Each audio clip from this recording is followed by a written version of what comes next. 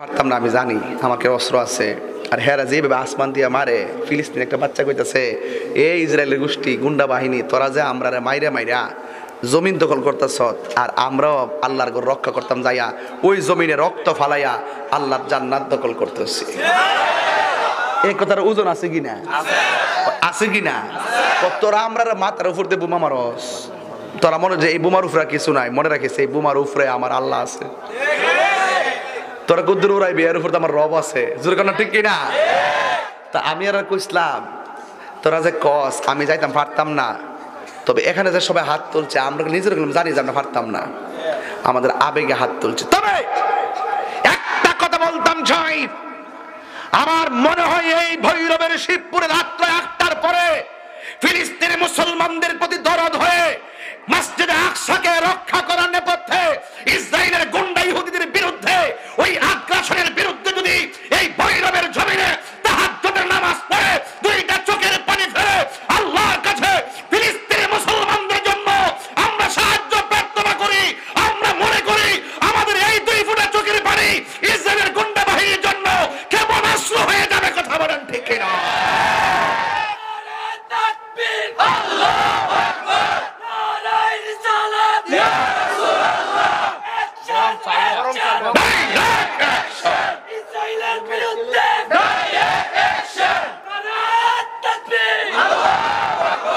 তাহলে আশেকের চোখের পানির দাম কম না বেশি?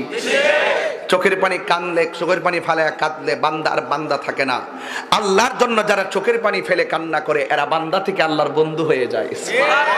তা আমরা কি শুধু বান্দাই থাকবো না, বন্ধু হতে হবে? বন্ধু হতে গেলে কাজ করার দরকার আছে না নাই? আরো জোরে আছে না নাই? এই জন্য আল্লাহর হাবিব বলেছেন ইত্তাকু ফিরাসাতাল মুমিন ফা ইন্নাহু ইয়ানজুরু বিনুরিল্লাহ। আল্লাহকে যারা ভয় করে চোখের পানি ফেলে কান্না করে, আমার আল্লাহ রাব্বুল আলামিন তাদের চোখের ভিতরে হেদায়েতের নূর দিয়া দেয়, তাদের চোখের ভিতরে রহমতের নূর দিয়া দেয়। এই বান্দাগুলো রাতের গভীর রজনীতে চোখের পানি ফালায়া ফালায়া যারা কান্না করবে, আমার আল্লাহ রাব্বুল আলামিন তাকে বান্দা থেকে আমার আল্লাহর বন্ধু বানায়া নিবে।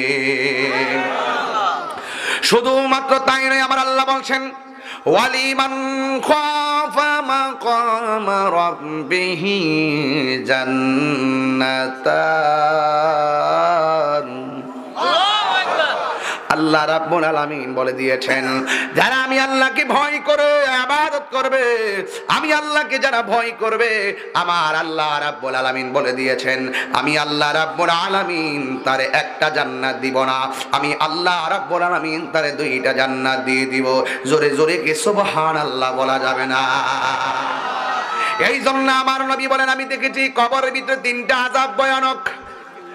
1 নম্বর হলো কবরে মাটি চাপা মারবে,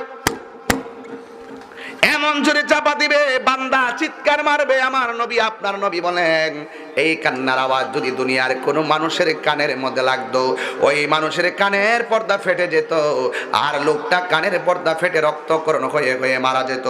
2 নম্বর আযাব হলো এই কবরের ভিতরে জাহান্নামের আগুনের উত্তাপ দিয়ে দেওয়া হবে। আল্লাহু আকবার বলে কেন? শিবপুরে এই মুহূর্তে বাড়িতে আগুন লাগলে আমরা নিবানোর জন্য চেষ্টা করব, এই প্যান্ডেলটাতে আগুন লাগলে নিবাইতে চেষ্টা করব, এবং বড় বড় বাড়িতে যদি আগুন লাগে আমরা যদি না পারি তাহলে ফায়ার সার্ভিস আসবে। কিন্তু আল্লাহ যে বেনামাজির কবরে ঘরের লোকে ঘরটা, ঘরের সাথে কবরটার ভিতরে যে বেনামাজির কারণে জাহান্নামের আগুন ধরাই দিল, আমরা কি যাওয়ার সুযোগ আছে? তার মানে বোঝা গেল উপায় নাই। ডানে মাটি বামে মাটি, সামনে পিছনে উপরে নিচে, এমন ভাবে মাটি আর মাটি, আর কবরের ভিতরে আগুনের উত্তাপ দেওয়া হবে। বান্দারা বলবে আল্লাহ মেহেরবানি করে আমরা আবার দুনিয়াতে পাঠাও, আর কোনোদিন নামাজ ছাড়বো না। আপনারা জবান খুলে বলেন দুনিয়াতে আসার সুযোগ আছে। এরপরে 3 নম্বর হলো এমন একটা সর্প দিয়ে দিবে, এই সর্পটা নাভির মধ্যে আঘাত করবে, কারণ এই নাভিটা তো আদম আলাইহিস সালামের উপরে ইবলিসে থুতু মেরেছিল, এই থুতুটা এখান থেকে উঠানো হয়েছিল। এই জায়গার মাটি দিয়ে আমার আল্লাহ কুকুর বানাইছে।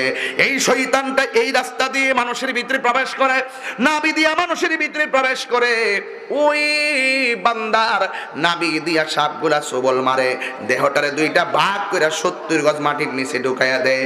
এই জন্য আমার যুবক ভাইরা, যেই নামাজ ছুটে গেছে হিসাব করলে আমরা কোনো উপায় নাই, সবাই জবানটা খুলে কন্যা দয়ার মালিককে।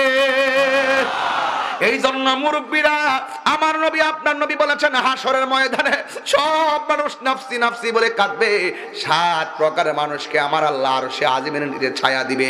এর মধ্যে এক শ্রেণীর মানুষ হলো আজান দিলে বিছানার মধ্যে তার মন টিকে না। দেখবেন কিছু কিছু মুরব্বী আজানটা দিলে ঘুম থেকে উঠতে যা, আবার কিছু পুকুর আছে গাছ দিয়া কাঠ দিয়া গাছলা বানা, ওই যে বাঁশ টাস দিয়া, শীতের দিন আস্তে আস্তে দইরা ফজরের নামাজ রুজু কইরা কাঁপতে কাঁপতে ঘরের ভিতরে আসে, আইসা একটা শাল গায়ের মধ্যে দেয়, আর লুঙ্গিটা পরে ভালো করে নিচেও পড়তে পারে না, হাঁটু থেকে একটু নিচে লুঙ্গিটা পরে, আর শালটা পেঁচ দিয়ে ঘর থেকে বের হতে যায়। মুরব্বী চাচি ডাক দিয়া কয়, এত তাড়াতাড়ি কোথায় যান? কয় বিছানার মধ্যে মন টিকে না, আমি আল্লাহর ঘর মসজিদে চলে যাই। মুরব্বী চাচি ডাক দিয়ে কয়, শুনেন নামাজের তো আরো অনেক সময় আছে। এবার মুরব্বী সেই দিন জবাব দিছিল, সময় তো আছে আমি জানি, ঘরে বইয়া থাকলে লাভ হবে না।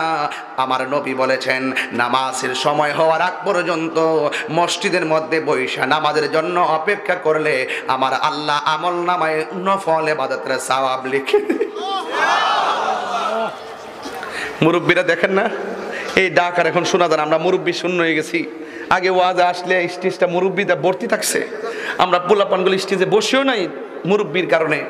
মুরব্বীরা কত সুন্দর লাগছে দেখেন, এখানে কোনো মুরব্বী নাই, কম শতকরা 2%ও নাই। আর মুরব্বীরা যখন ফজর নামাজের টাইমে বাইরিত আর ঘরের হাঁসগুলা কিচিমিচি আওয়াজ করতো, বাঁশের জারের পাখিগুলা কিচিমিচি আওয়াজ করতো, এখন সে আওয়াজ বিলুপ্তি হয়ে গেছে। আজকে মুরব্বীরা ওই যে হাঁস টাস যেইভাবে সকালবেলা ডাকতো এই আওয়াজ আর এখন নাই, মুরগিগুলা যেভাবে ডাকতো এই আওয়াজ আর নাই। আগে দেখছি মুরব্বীরা ফজরের নামাজের টাইমে উঠতো, উঠটা রাস্তা দিয়ে হাঁটতো, আর কি করতো জানেননি? গাফুরুর রহিম নাম তোমার আল্লাহ, ও আল্লাহ গাফুরুর রহিম নাম তোমার আল্লাহ, ও আল্লাহ বন্ধু নাই রে বান্ধব নাই রে, যে জায়গায় কন্যা আল্লাহ বন্ধু নাই রে বান্ধব নাই রে, যে জায়গায় সেই জায়গারি বন্ধু নবী মস্ত। এই কবরেরই হাজার দি মানুষ দেখি তো কন্যা আল্লাহ, আর দিলটা নরম করে কন্যা আল্লাহ। ও আমার মা চাচিরা দরদ মাখা কণ্ঠে বলুন আল্লাহ আল্লাহ।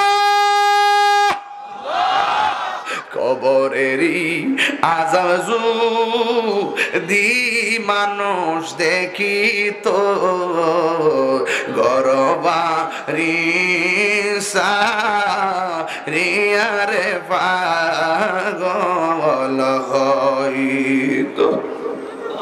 ওর আমার যুবক ভাইরা পায়ের মধ্যে হাত দিয়া বইলা যায়, আমার নবী আপনার নবী বলেন হাসরের ময়দানে আরশের নিচে ছায়া দেওয়া হবে আরেক প্রকার মানুষ, যারা বাজার ভাল লাগে না, আল্লাহর ঘর মসজিদ ভালো লাগে। আজকে দেখেন আমাদের অনেক মানুষ মসজিদে গেলে গড়ির কাটার দিকে তাকায়, আর দোকানের মধ্যে গেলে বাজারের মধ্যে গেলে গড়ির কাটার দিকে তাকায় না। তার মানে হলো কিয়ামতের আলামত শুরু হয়ে গেছে, মানুষ মসজিদ থেকে বাজারে বেশি প্রাধান্য দিব। এই জন্য যুবক আমার নবী আপনার নবী বলেন হাসরের ময়দানে যেই দিন মানুষ মানুষ নাফসি নাফসি বলে কাঁদবে, নিজের গামে নিজেরা যেদিন সাঁতার কাটবে, ওই কঠিন মুসিবতে আমার আল্লাহ 7 প্রকারের মানুষকে আরশের নিচে ছায়া দিবে। এর মধ্যে এক প্রকার মানুষ হলো মসজিদে গেলে শুধু বৈশা থাকতে মনে চায়, কিন্তু আমার সমাজ উল্টায়া গেছে। মসজিদের মধ্যে গেলে তার ভাল লাগে না, বাজারের মধ্যে গেলে তার খবর থাকে না। কথা কোন ঠিক কিনা?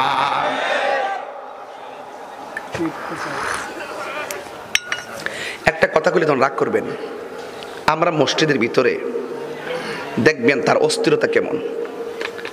ওই ইমাম সাহেব যখন শেষ বৈঠকে যায়, আত্মাহিত পড়ে না, তাশাহুদ পড়ে না, দুরূদ শরীফ পড়ে না, দোয়া মাসুরা পড়ে না। ইমাম সাহেব আত্মাহিত পড়ে আশহাদু আল্লাহ কইতারে না, কইবার আগে ওই উকুনা দেখো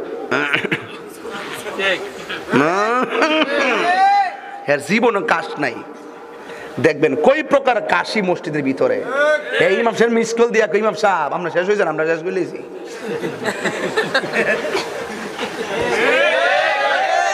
আচ্ছা, ও যে মসজিদে যে সালাকিটা করে কেউ জানে না, তো একজন তো জানে। কোন তো তিনি কেডা? আমরা কি বাসার ফটো আছে মিয়া? আমি তো এটি আজকে শেষ পর্যন্ত বুঝাইতেছি।